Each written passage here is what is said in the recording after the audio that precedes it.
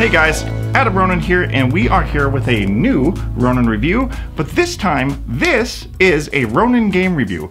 Now, we've toyed with game reviews back in the past. We did like Rocket League, and we did like Mortal Kombat X and stuff back before we really had like an audience of people that watched, but now, you know, I've kind of discussed it with a few fans, and some people are really excited about the notion of Ronin reviews digging into actual games and specialized types of media. So here we are with the very first one. Today, we are going to review Tekken 7. I know this has been out for a little while. We're a little bit late on this review, but I wanted to get everything perfect, and I wanted to have enough playtime to really dig in and to give you a formalized Ronin opinion. So this is going to be a little bit different because I'm going to be coming at you from a casual fighting game perspective. And so I think this is a great time to start because I do think that fighting games are making a huge comeback. Them back from the 90s when they dominated the scene, and then they dropped off heavily. And now with like Injustice and Mortal Kombat and Street Fighter and Guilty Gear and BlazBlue and so many different fighting games, Tekken is back and in style, and we have a resurgence of games. And this is a different take from the 2D games that you are used to. And I have a little bit of history going back with Tekken, all the way back to Tekken 2 and Tekken 3. I skipped 4 through 6 and Street Fighter X Tekken, and now I'm digging in with Tekken 7. So let's take a look and see what I think.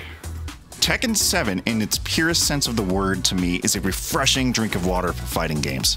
In a sea of 2D powerhouses with your Street Fighters, your Mortal Kombats, your Guilty Gears, and your Killer Instincts, and everything in between, it's easy to forget how much of a different experience a 3D fighter can be. I first played Tekken 7 at Combo Breaker in a few casual battles with Timmy. I was instantly hooked, and my heart surged back to 1996 when I would sit in a basement with Gordy and for hours on end give him the most lethal harangue I could muster. When Tekken 7 finally launched on console here in the United States, it was an instant buy. But let's take a look if it was worth your hard-earned $60. Visually, Tekken 7 is a curious beast. Technically, Tekken 7 is a 2-plus-year-old game, with it first releasing in the arcades in Japan before finally making its console debut over here. But does that make it look dated? To me, graphically, Tekken 7 is a mix of being not only gorgeous, but also unequivocally Japanese in style. Nevertheless, though, Tekken 7 is a great example of some of the best reasons Unreal Engine 4 is one of the top powerhouse engines in the industry today. However, in fighting games, frame rate is key, and to hit that magical 60 FPS, sacrifices sometimes must be made on the consoles available to us, and the game itself barely reaches 900p. Now, I'm playing on the Xbox One. I know, burn me at the stake. Blasphemy! But I'm hearing that the PS4 Pro and PC ports all easily output a beautiful 1080p 60 FPS experience. There's no doubt that the Xbox One X will bring some sort of update along with it to allow me to maximize my visuals in Tekken 7 this winter, but that remains to be seen. The eccentric cast of characters leap onto the screens with classics such as Heihachi Mishima, Martial Law, Jin Kazama, and Yoshimitsu, mixed in with some newcomers I really enjoy playing, like Katarina, Lucky Chloe, and of course, the wondrous Akuma from Street Fighter. See, now this is where things always start to lose me in fighting games. It's no secret that Mortal Kombat is my favorite franchise, but the why in that situation is my love of the lore, characters, and deep Asian mythology. Another reason why I love the series of Street Fighter. Back in its heyday, it was all about martial artists from interesting and diverse backgrounds beating it out on the streets to see whose style was better. Games like Guilty Gear, BlazBlue, and even Tekken have a difficult time digging their claws into me with completely off-the-wall characters like Kuma and Panda, and sometimes even King. It's a personal thing, but it's hard for me to get excited about characters like that.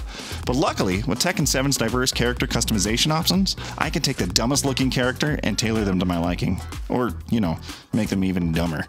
Except Panda and Kuma. There's no helping those characters.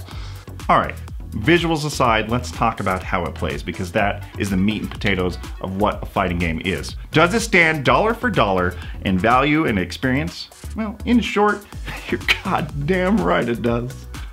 The beautiful thing about this game really lies in its casual friendliness. Obvious things are obvious in that Tekken 7 is huge in tournaments, and some of the matches at Combo Breaker that were some of the hypest things I'd ever seen on stage. And it almost seems like Tekken 7 was built for those types of hype competitive moments in mind, with its awesome slow-mo for the final hits that I cannot get enough of. No matter the outcome, that moment of who's gonna get the last hit causes me to shriek like an idiot every damn time. The thing is, Tekken is hands down probably one of the deepest fighting games there is.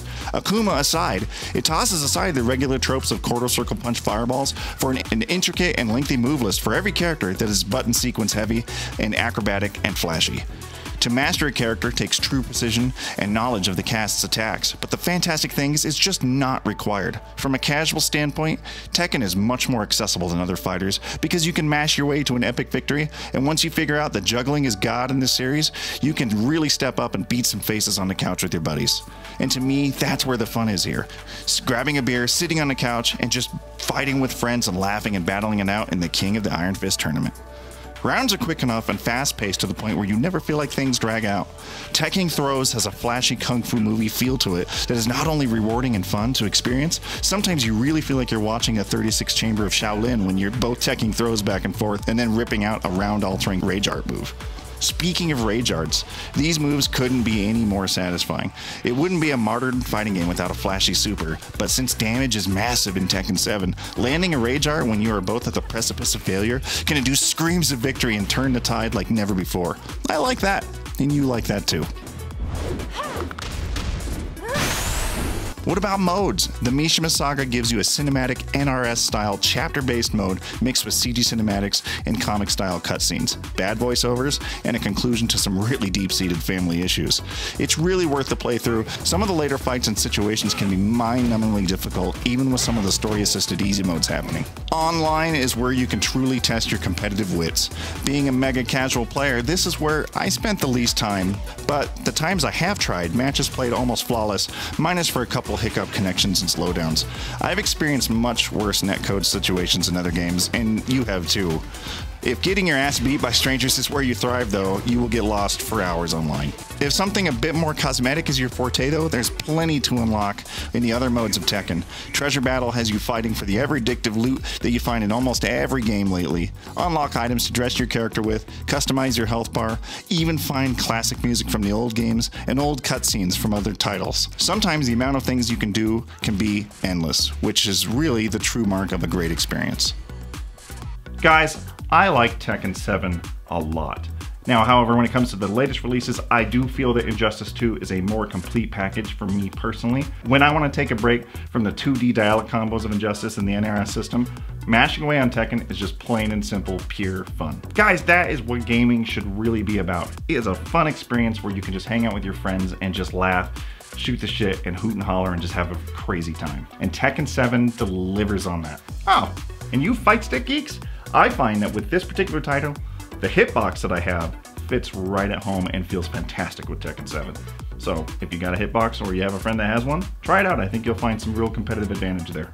So based on the score that I've kind of worked out in my back end 100-point system that I'm ranking everything on, I'm going to go ahead and give Tekken 7 an 8.3. Now a lot of you might think, oh, 8.3, that's crazy, he doesn't like it. I do like it. I like it a lot. There are a couple things that I mentioned that I'm a little iffy on visually and stuff like that, character-wise, so I'm just not like super attached to a lot of it. But 8.3, it's a fantastic time, and especially if you're hanging out with friends on the couch, you just can't have a better time. You can't! So, guys, is it worth $60? 100%. I think it's just a great time. So go ahead, grab your kid, throw him off a cliff, Heihachi style, and start teching some throws. And guys, hit me on Twitter, and we'll talk about it further from there. Adam Ronin, out.